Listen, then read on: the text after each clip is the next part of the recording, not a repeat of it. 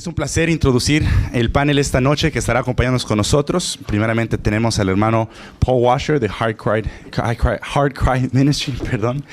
El hermano Paul Washer, no sé ustedes si saben, pero él habla español a veces mejor que yo.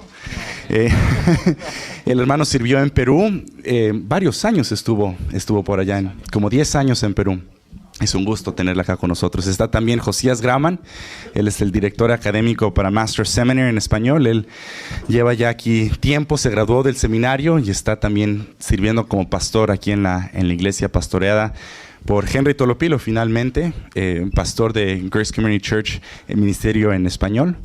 Que bueno, un hombre que no necesita ser introducido en este círculo. Hermanos, muchas gracias por estar aquí con nosotros. Para empezar, muchos de nosotros somos pastores, muchos de nosotros estamos en un contexto hispanohablante, un contexto en el cual llega a suceder que nacen pastores de la noche a la mañana. Una persona se llega a autodominar pastor, se empieza una iglesia sin ningún entrenamiento, sin nadie que los envíe. Y mi pregunta esta noche que muchos hicieron ¿es necesario que un pastor reciba algún tipo de capacitación en el ministerio, ya sea en un instituto o en una iglesia que los envíe? Bueno, yo dije que cada pase que venga para mí se lo doy de cabeza a Paul Washer. Así que comienza tú, Paul. A través de la historia de la iglesia, ha habido algunas personas, predicadores muy grandes, que no estudiaron en ningún sitio. Por ejemplo, Carlos Spurgeon, Martin Lloyd Jones también, y otros. Pero son hombres muy únicos, sí. Mira, hermanos, primeramente tenemos que darnos cuenta que es una cosa muy peligrosa entrar en el ministerio. Uno debe hacerlo con bastante temor. Solamente tenemos que leer lo que Pablo dice en Gálatas. Uno que predica un evangelio equivocado no está bajo una maldición. También 1 Timoteo capítulo 4. Es peligroso entrar en el ministerio y uno debe hacerlo con bastante temor. Vamos a ver, mira, un médico es una profesión muy importante, ¿no es cierto? Si uno comienza a trabajar como médico sin educación, es peligroso. Pero esa persona solamente puede matar al cuerpo. El pastor que no predica bien puede matar al alma. Entonces, mira, el Señor ha dado maestros a la iglesia. Él lo dice en la Biblia. Y nosotros debemos estudiar con ellos. A veces nosotros somos demasiado pragmáticos. Pensamos, bueno, no puedo dejar la iglesia me necesita. No, Dios no te necesita. Y Dios no me necesita. Pero Dios desea que nosotros seamos obedientes, preparándonos para que seamos buenos maestros.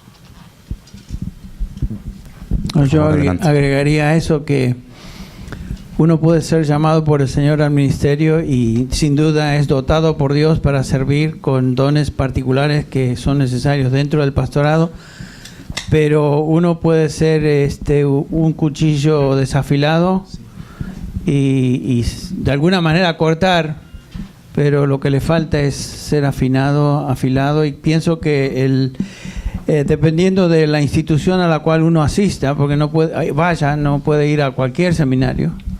Dependiendo de qué seminario uno va para obtener educación, preparación teológica, doctrinal, eso es importante porque es el medio que el Señor ha colocado en cierto sentido a instituciones donde hombres de Dios pueden ser preparados para ser personas más eficaces en su ministerio dentro de lo que es la exposición bíblica en particular. Una de esas instituciones, obviamente estamos aquí, y esto no creemos que fue simplemente el resultado de la idea de MacArthur que voy a crear un seminario. Dios estableció este seminario con el propósito de preparar hombres, como ustedes han estado observando por años ya, con el motivo y propósito de servir en la iglesia de una manera más eficaz. Podría decir más al respecto. Yo siento que si no hubiera ido al seminario sería un cuchillo usado por Dios, pero medio desafilado. Claro, sí. Y muchos pueden decir, bueno, el seminario realmente termina dañando tu ministerio porque te llena la cabeza de información y no te ayuda en la manera práctica de pastorear a las personas. Sin embargo, ustedes tres fueron a un seminario en Texas, en California, y luego en Texas. ¿Cómo es que el seminario, su educación en un instituto bíblico, les benefició su ministerio en lugar de dañar? No sé si Josías podrías hablar un poco al respecto. Obviamente nadie vino para escucharme a mí, pero a mí tampoco. Alguien me preguntó qué hacemos. No somos achichincles de Paul Washer. Pero pensando en esa realidad, yo pienso que lo que Dios ha hecho en mi vida acá en Masters es lo mismo que ha hecho en mi vida a través de esos dos hombres. De que he aprendido mucho de ellos, no solamente en su enseñanza, sino también de sus vidas. Y creo que es parte de nuestro ADN acá en el seminario, de que estamos comprometidos a la educación presencial.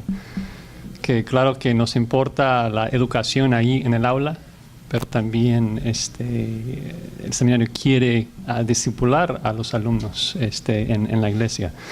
Y yo creo que eso es lo que me atrajo a Masters, es lo que Dios hizo en mi vida, de que, como el autor de Hebreos dice en Hebreos 13:7, de que nosotros debemos ver el resultado de la conducta de nuestros líderes y luego intentar imitar su fe. Y creo que eso es lo que yo experimenté cuando llegué a Masters, de que vi la vida de los profesores y dije, yo quiero creer en el tipo de doctrina que produce este tipo de santidad personal. Porque vi hombres que estaban adornando la doctrina de Dios. Y esto ha sido de gran impacto para mi vida y es algo que yo también quiero hacer, ¿no? Sí. No todos los institutos o todos los seminarios son iguales. Es muy importante entender. Hay algunos que simplemente van al instituto más cercano a su casa. Eso no es sabio. Tú puedes ir a un instituto o un seminario sin aprender nada.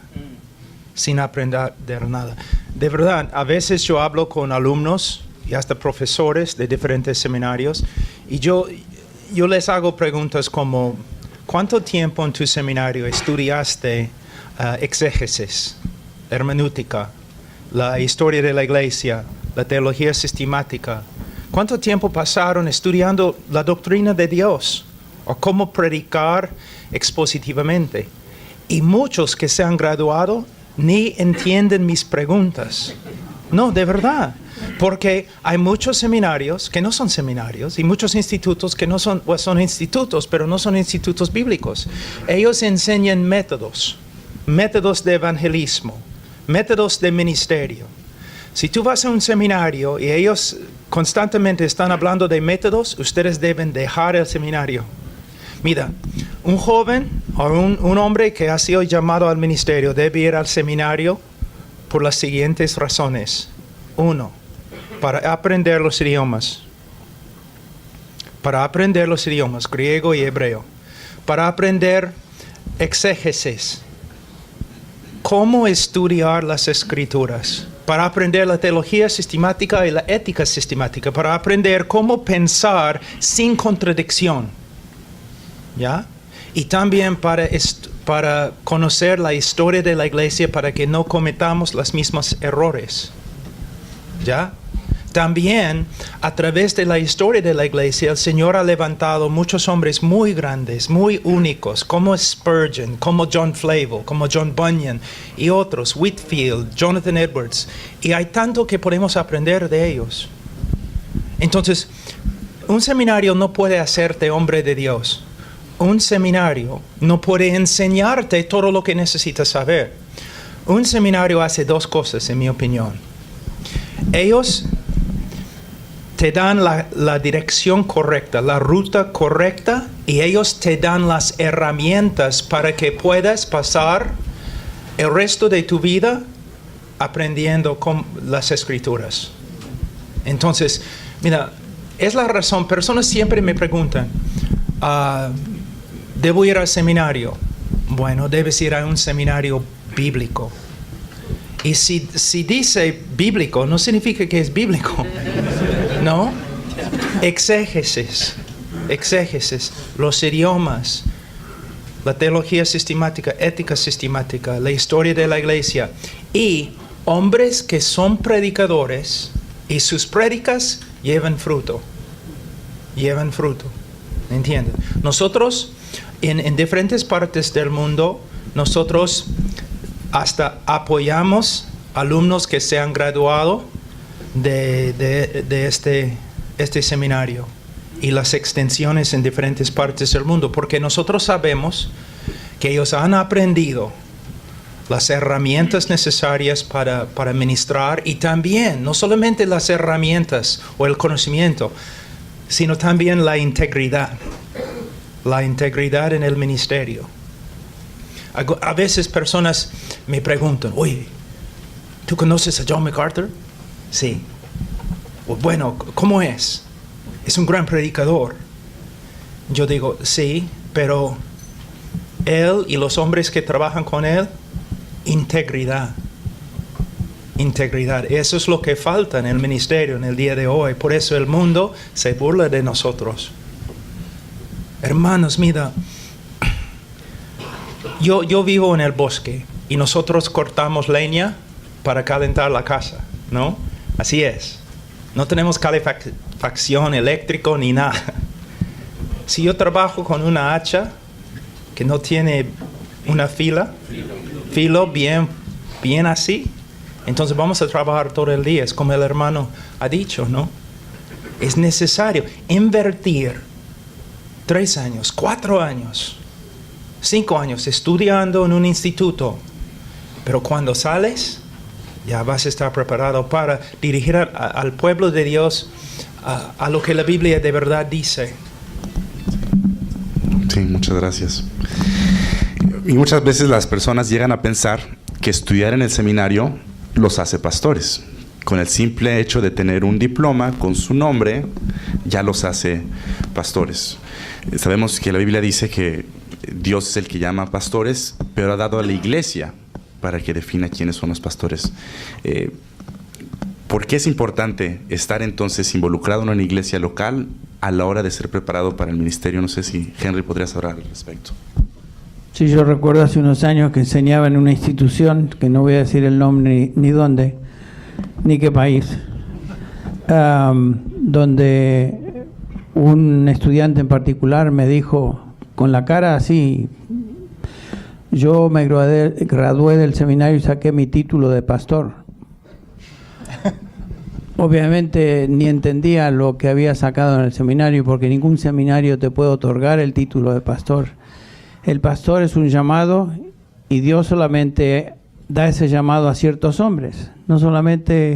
No cualquiera puede ser pastor, no cualquiera puede ser anciano. Hay requisitos obvios que conocemos en la Escritura, pero es muy importante que la persona que va al seminario y se gradúa con todas esas herramientas que acaba de mencionar Paul, sea una persona con una conciencia de que debe participar y estar involucrado en una iglesia local, y aún dentro, en el tiempo que él está cursando sus estudios.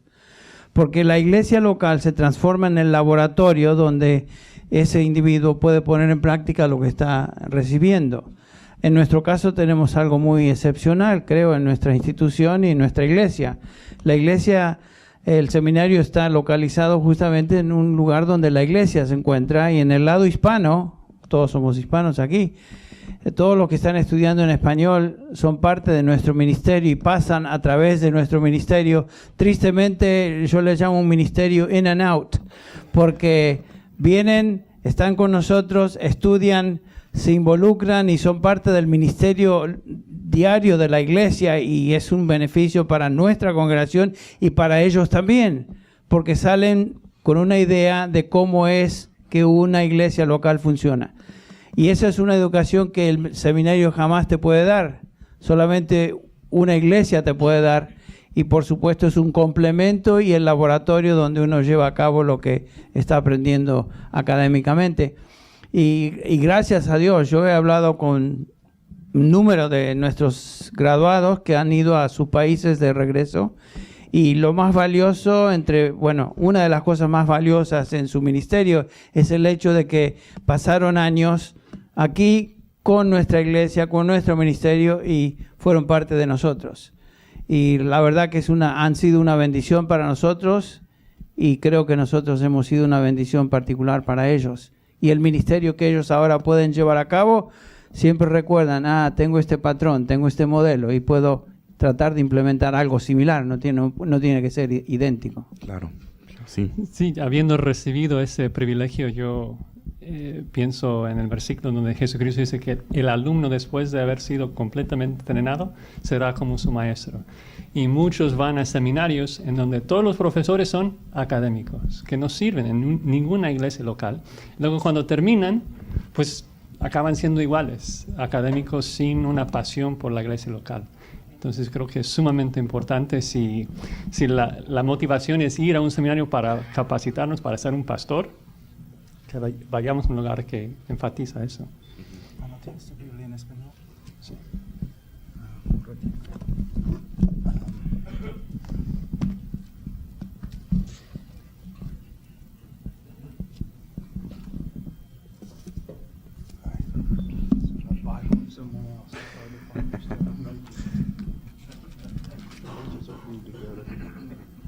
Un ratito, hermanos, ya.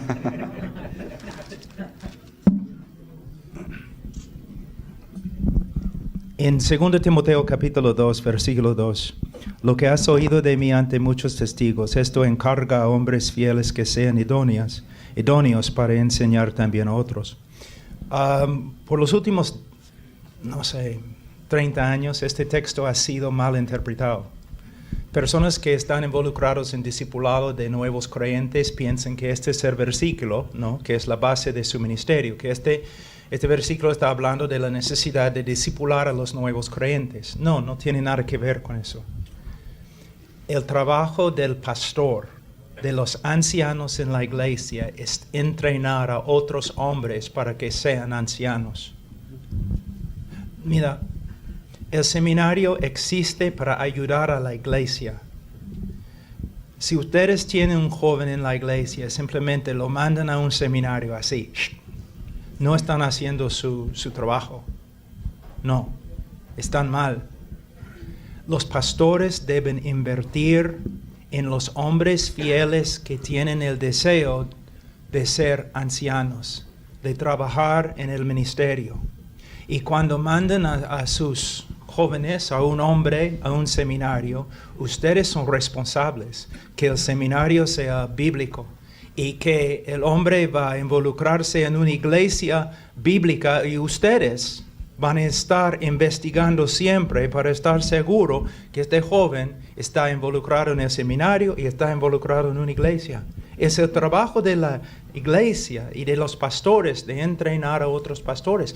Y a veces los seminarios existen porque los pastores no hacen el trabajo que deben hacer.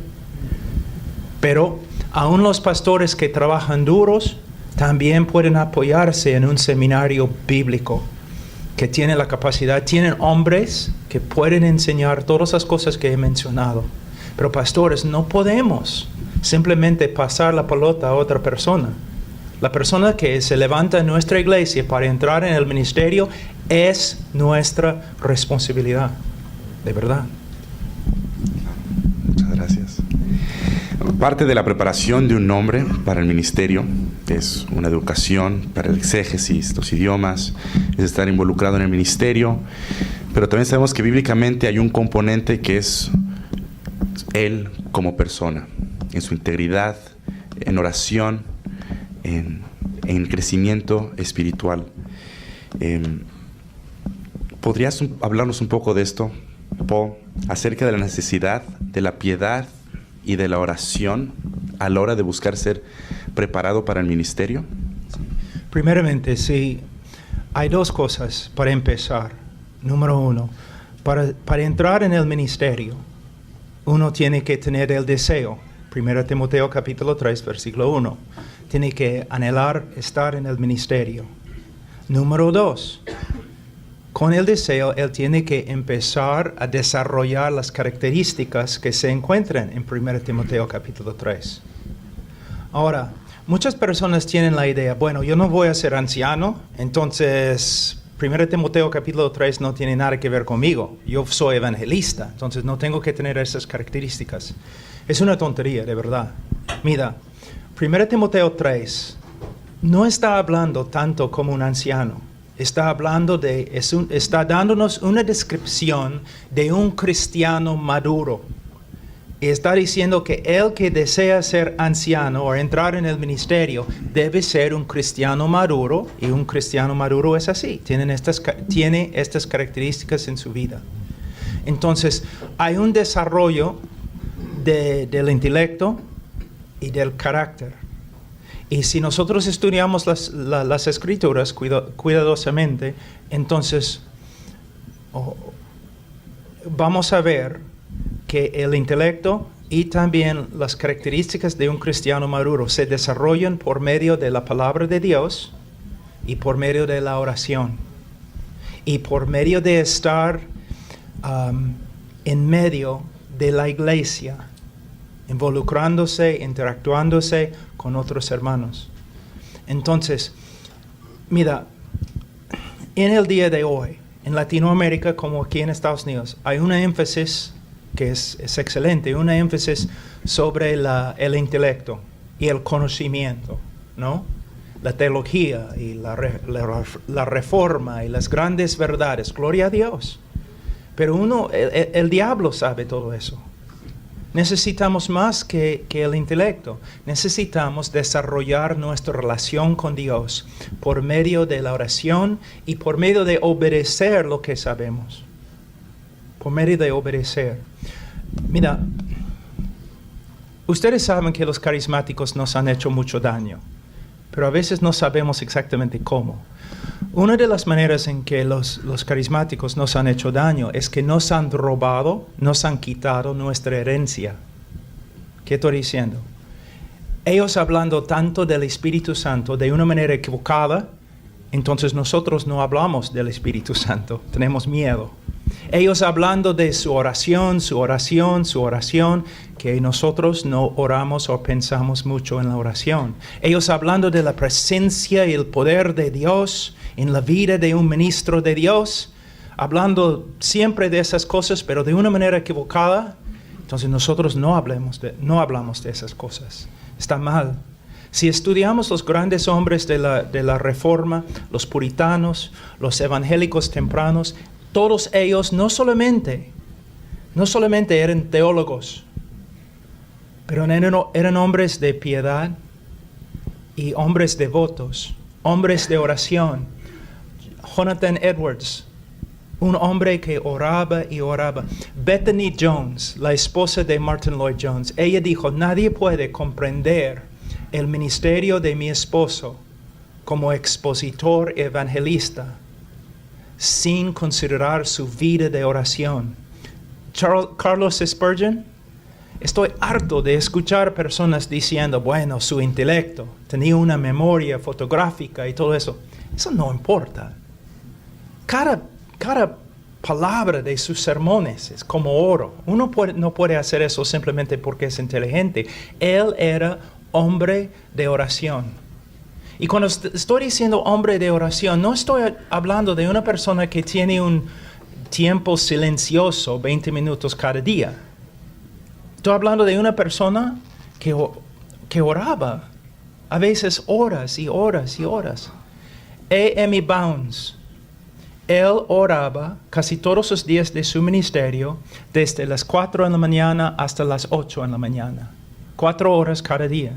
No estoy diciendo que eso es lo que debemos hacer. Él era un hombre muy especial. Pero en la vida de cada uno de los hombres que el Señor ha usado, se nota la oración. La oración. Todos ellos. Calvino era un hombre de oración. Whitfield, un hombre de oración. Y de verdad, yo les digo, personas a veces me preguntan, ¿qué haces en la mañana cuando te levantas? Yo hago primero lo que mi carne odia más. La carne odia la oración, ¿no es cierto? Entonces, orar y estudiar la palabra y pasar tiempo con el Señor. Nosotros no somos hombres de negocios. Nosotros no somos hombres clever, astutos. Nosotros somos, de una forma, somos profetas. Vivimos con el Señor.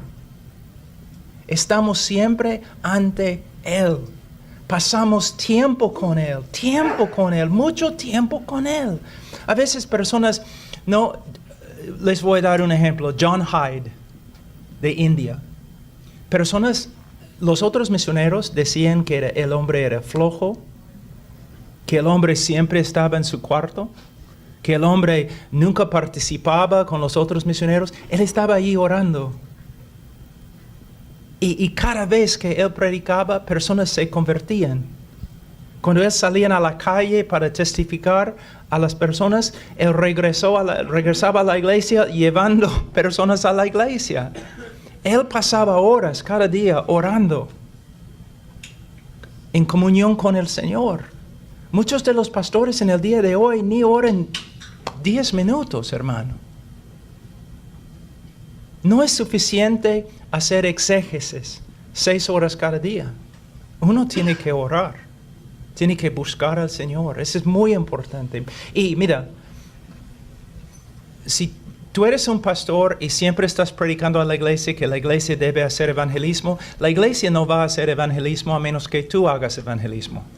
Tú puedes hablar todo el día de oración, pero si tú no eres un hombre de oración, ellos no van a orar.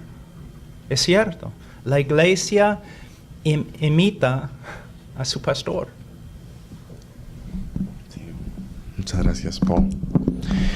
Muchos de los que estamos aquí somos pastores, o vamos al pastorado, o somos líderes de iglesia, pero nuestro ministerio impacta a otros que están bajo nuestro discipulado en la iglesia. Hablaban de cómo entrenar a la siguiente generación y la responsabilidad que tiene cada pastor de entrenar a los jóvenes de su iglesia para poder ser líderes eficaces en las manos de Dios. ¿Cuál es la responsabilidad que tiene un pastor a la hora de entrenar a los hombres jóvenes de su iglesia para el liderazgo? No sé si podría empezar, Henry. Bueno, yo considero como parte íntegra de mi ministerio, por años lo he considerado así, que a la luz de 2 Timoteo 2:2, el tiempo que yo invierta de mi vida en la vida de otros jóvenes es tan importante como el tiempo que yo dedique a enseñar la palabra desde el púlpito. Entonces, a mí me encanta y tengo la costumbre intencionalmente, aunque a veces no parezca que es intención, detrás de todo eso es la intención de pasar tiempo con jóvenes a quienes yo quiero afectar y ministrar, y de quien pienso que ellos deben aprender cosas que yo conozco y sé que todavía no lo son, pero eso no se logra en una clase donde los siento en una silla y les voy a dar una plática sobre esto. Eso se transmite por medio de una vida, de un tiempo juntos, y así como el Señor entrenó a sus discípulos por 3 años, conviviendo con ellos, horas y horas y horas y horas al día. Pienso que es el deber de cada uno de nosotros pastores invertir nuestra vida en ciertos individuos donde vemos hay potencial en estas vidas, hay potencial en este hombre. Yo no puedo gastar el mismo tiempo con todas las personas de la congregación, pero sí puedo intencionalmente tomar tiempo de inversión en la vida de algunos con quienes tengo contacto continuo, y deseo que ellos en el futuro, cuando estén en el ministerio, ya sea local o estén en el ministerio afuera, hayan aprendido.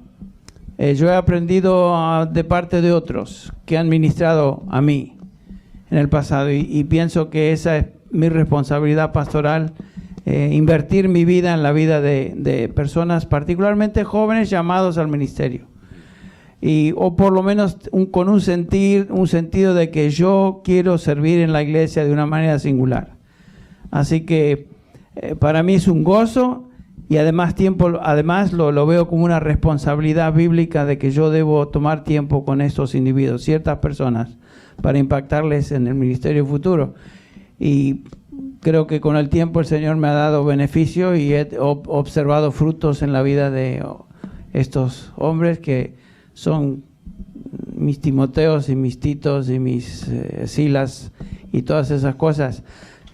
Pienso que es una bendición para mí y sin duda es una bendición para ellos y es una bendición para las iglesias locales que ahora ellos también están haciendo lo mismo con docenas de otros jóvenes. Así que esa inversión de tiempo y vida en la vida de otros se multiplica de una manera geométrica cuando lo mismo hacen ellos con otros. Así que es una responsabilidad pastoral. Lo veo como una responsabilidad pastoral y un privilegio que el Señor nos concede. Y entre paréntesis, lo que dijo Paul hace un rato es que es muy peligroso, si uno no fue llamado al ministerio, meterse en el ministerio, porque estás metiéndote en una cosa que el Señor no te llamó a hacer y jamás vas a reproducir el tipo de hombre y el tipo de discípulo que el Señor quiere si tú no eres uno llamado por Él. A mi hijo desde pequeño hablamos del ministerio y el llamado al ministerio y siempre le decía, hijo, ni te metas en el ministerio si el Señor no te ha llamado al ministerio. Y hasta el día de hoy, Esteban, que ustedes lo conocen, muchos, está de acuerdo conmigo, no fue llamado al ministerio. Pero gracias a Dios es un creyente que ama al Señor y sirve en la iglesia dentro de sus capacidades, pero porque el padre es pastor, no quiere decir que el hijo va a ser pastor. Yo vengo de una generación de 4 ahora de pastores, pero eso no implica que mi hijo sería la quinta y no, es cosa del Señor. El Señor hace esa obra y el llamamiento. Bueno. Sí, y creo que muchos aquí de nosotros somos testigos de la inversión que tú das en los hombres que vienen aquí para entrenarse y gracias a Dios el fruto que está dando en las demás iglesias alrededor del mundo, los hombres que estuvieron por acá. Oye, no digo esto para que ponerme como ejemplo, claro. No era la intención. Te agradezco por claro. tu comentario, pero mencionabas acerca del llamado para el ministerio, el cual a veces uno necesita tomarse tiempo, orar, discernir si es que Dios lo está llamando al ministerio. Muchos aquí son pastores, regresan a sus iglesias y tienen jóvenes en la iglesia, los cuales aparentemente Dios los está llamando al ministerio. Aquí mismo puede haber esos hombres. ¿Podrían decirnos un poco cómo podemos nosotros ayudar a aquellos hombres en nuestra iglesia más jóvenes a pensar, a orar, si es que Dios los está llamando al ministerio? No sé si puede empezar, Paul. Bueno, podemos ayudar, pero principalmente es algo entre el joven y el Señor. El Señor tiene que llamar. Y nosotros simplemente por medio de tener un ministerio bíblico, enseñando todas las verdades de las Escrituras, los jóvenes van a crecer en el conocimiento y van a poder empezar poco a poco a discernir si de verdad son llamados. Si un joven viene a mí y dice que el Señor le ha llamado, yo le voy a decir, gloria a Dios, ahora vas a pasar tiempo conmigo. Y lo que puedo ver después de 30 años, los jóvenes que hacen las cosas pequeñas, que son obedientes y fieles en las cosas pequeñas, que hacen las tareas simples y pequeñas, ellos son los que al final demuestren que de verdad son llamados. Si eres un predicador que predica con bastante pasión, muchos jóvenes van a pensar que quieren entrar en el ministerio, pero los que son fieles en lo pequeño son los que de verdad van a durar. ¿Alguien más quiere responder? Sí, estaba pensando de que el hecho de que el pastor realmente invierte su vida en esos jóvenes es lo que también ayuda, protege a la iglesia de los que mencionaste, de los jóvenes que dicen, yo soy pastor. Porque parte de lo que leemos en 1 Timoteo 3 y Tito 1 es de que no es solamente yo que decido, yo soy calificado bíblicamente, sino que Pablo llamaba a Timoteo y a Tito a observar en ellos si realmente eran calificados bíblicamente hablando. Entonces, si el pastor no está ahí involucrando su vida, invirtiendo su vida en ellos y realmente observando su conducta, su vida, habrá aún más personas que piensan que son llamados cuando no lo son. Una cosa, pienso que el Señor llama, pone ese anhelo en el corazón y es algo que uno no puede dejar a un lado, no puede hacer a un lado una obvia, un obvio deseo dado por el Señor para servir en la iglesia local. Uno no puede escaparse de eso, eso es obvio. Lo vemos en la Escritura, 1 Timoteo 3, versículo 1 que tú mencionaste. Pero hay personas que piensan que son llamados, pero no dan ningún fruto a través del tiempo ni los años de que son llamados. Pienso en uno en particular. Años me ha dicho que fue llamado a ser pastor. Y cada vez que le pregunto, ¿y en cuántas iglesias has servido? En ninguna. O sea, pero años me está diciendo que es llamado al pastorado, pero estoy hablando de unos 30, 40 años. Esa persona nunca tuvo una iglesia, nunca fue llamado a un ministerio. Y yo creo esto, que si el Señor te da el anhelo de servir y te ha llamado al ministerio, el Señor también te va a dar oportunidades de servicio y las va a hacer obvias. O sea, no simplemente el llamado, y estoy esperando que el Señor me dé una iglesia, porque obviamente este hombre está, ¿cómo es la palabra que estoy buscando? Es illusional. Está ilusionando. Sí, tiene un problemita. Sí. Ya. Sí. Bueno. Lo cual concuerda con lo que decía Paul acerca de buscar en oración y buscar si es que Dios está llamando al ministerio. No. Pero hay otra cosa, de verdad, 1 Timoteo 3, 1 a 7, nos da todo lo que necesitamos. 1, el joven tiene el deseo. Vamos a verlo en su vida. Después ya tiene que empezar a desarrollar estas características. Si comienza a desarrollar estas características por medio de someterse a la instrucción de su pastor y otros líderes, va a ser un anciano, va a ser un ministro. Es muy fácil. El deseo y las características de un cristiano maduro. Y él va a continuar. Y mayormente lo que he visto, un hombre llamado, uno tiene que frenarlo, no motivarlo, ¿no? Yo siempre estoy buscando a esos jóvenes, ¿no? medio locos, ¿no? Tienes que frenarlos un poco, los profetas. Pues bueno, muchísimas gracias, hermanos. En este entrenamiento de llegar a invertir tiempo y esfuerzo en la preparación de otros, alguien que lo conoce muy bien eres tú, Josías. Tú has servido en 2 institutos ya. ¿Qué buscas hacer en estos institutos a la hora de invertir tu vida en la preparación de ellos?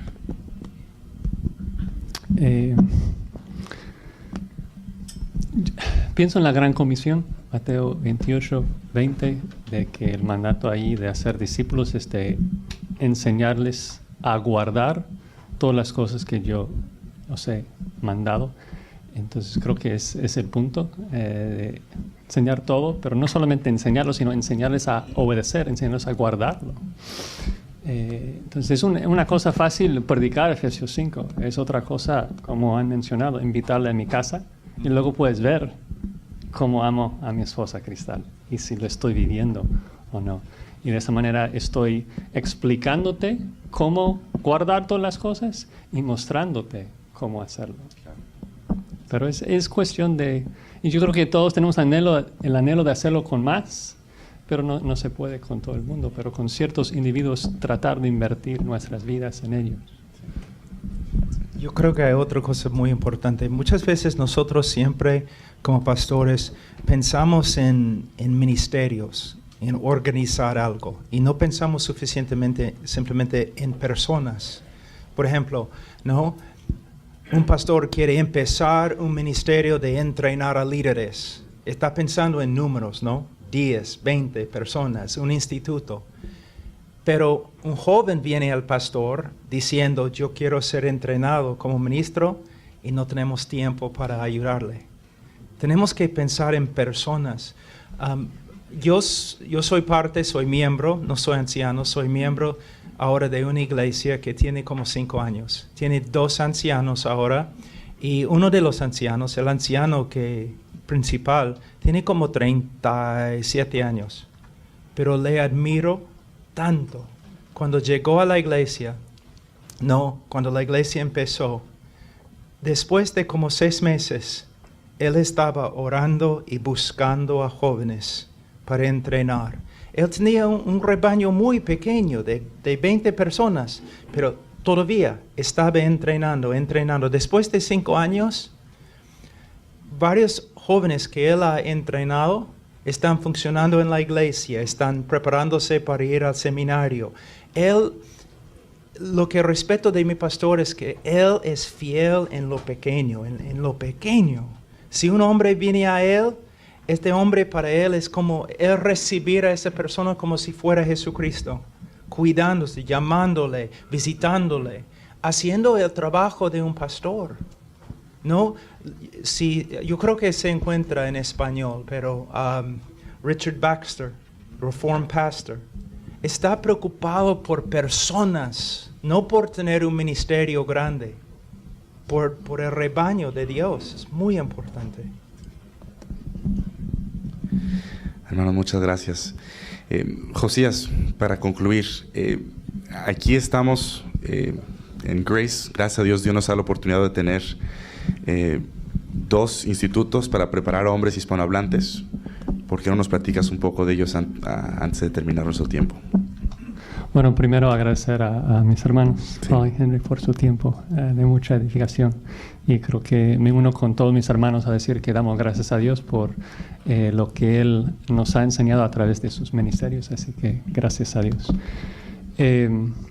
Obvio, por el tiempo no es el momento para explicarles todos los detalles de cada programa. Al final les voy a presentar el equipo acá en Masters para que ustedes los busquen, hagan sus preguntas si están interesados, pero sí hablarles un poco de nuestra visión, porque creo que va acorde a lo que hemos hablado. Hoy en día lo que creo que estamos observando en Latinoamérica es de que cada seminario como que busca hacer una educación más corta y más cómoda. Y ves allí en toda la publicidad es que una maestría totalmente en línea y 30 unidades y de un lado, como que quiero decir, gloria a Dios que están haciendo algo. O sea, recibir algo de entrenamiento es mejor que no hacer nada. Pero yo creo que acá en el Master Seminary estamos comprometidos en un sentido, a hacer lo opuesto. No queremos hacer menos, queremos hacer más. Estamos comprometidos a una educación presencial, porque queremos invertir en el aula, sí, pero también en las vidas de los alumnos, enchufarles en el ministerio. Pensaba cuando hablabas de los que quieren entrar al ministerio, de que muchos entran y se quejan de que para la aplicación tienen que llenar la recomendación del pastor. Y luego cuando no reciben y no los dejamos entrar, ¡uy! Un escándalo. Pero o sea, si no vienes con la... No es lo que hacemos. Estamos para servir a la iglesia local, no para reemplazarla. Entonces estamos comprometidos a la educación presencial y creo que acá en Grace estamos en una posición única para hacerlo. Parte porque tenemos un campus acá en Los Ángeles, pero parte porque tenemos diferentes centros alrededor del mundo hispano. Entonces quería tomar 2 segundos nada más para presentar a los líderes de cada instituto, por si usted vive en uno de esos países. Pensando geográficamente, empezamos con los mexicanos, Luis Contreras, Antonio Ortega, José Carlos, Filiberto. Tenemos un equipo del Seminario Bíblico Palabra de Gracia. Si Se pueden poner de pie rápidamente los que están en liderazgo. Ellos están en la Ciudad de México capacitando a pastores allí. Luego bajando un poco tenemos a Meda ahí en Honduras. Tenemos Carlos Montoya, su equipo ahí en Honduras. Levántate por favor, Carlos. Gracias. Sí, Rob, sí, todos los hermanos. Gracias. También tenemos un centro en España. David Robles, Rubén Videra, Ever, ¿dónde están? Ahí. Sí. Levántate. Gustavo. Sí, gracias a Dios. Y tenemos 2 otros centros que están ya dando cursos. Alejandro Pelufo, que está en Argentina, y Fernando Jaimes, que va hacia Colombia. Entonces, es un lugar, son lugares únicos para recibir este tipo de capacitación, entrenamiento, donde uno puede estar ahí en las iglesias y vivir ahí con ellos. Y además, si uno está en un país en donde no existe un centro, tenemos el Instituto de Expositores acá, que ofrecemos un programa híbrido con algunos cursos en línea, algunos cursos de módulos intensivos. Pero mi convicción es que lo mejor, lo máximo, es que uno pudiera venir acá a Master's Seminary y estudiar toda la maestría. ¿Es fácil? No. 98 unidades de exégesis griego, hebreo. Animamos a la gente a aprender inglés. Enseñamos inglés, requerimos un nivel mínimo porque para tener acceso a todas las herramientas que no existen en español. Entonces, es un esfuerzo grande, pero les animamos a esforzarse a hacerlo. Vale la pena. Yo doy gracias a Dios por la capacitación que yo recibí acá. Entonces quisiera terminar nada más presentando el equipo acá de Masters, por si usted tiene preguntas o manda un correo para conectar una cara con la persona que contesta. Primero tenemos a Daniel Corral, que él es el administrador del programa. ¿Dónde está Dani? Ahí. También tenemos a José Alcídar, que está a cargo de asuntos administrativos. Tenemos a Alberto Solano, que está a cargo de admisiones. Y yo tengo el privilegio de servir al lado de académico, coordinando clases y todo. Pero gracias, hermanos. Es una bendición tenerlos acá, a nombre de todos acá del seminario. No, muchas gracias a ustedes. Yo creo que a nombre de todos nosotros aquí les damos muchas gracias por tomarse el tiempo.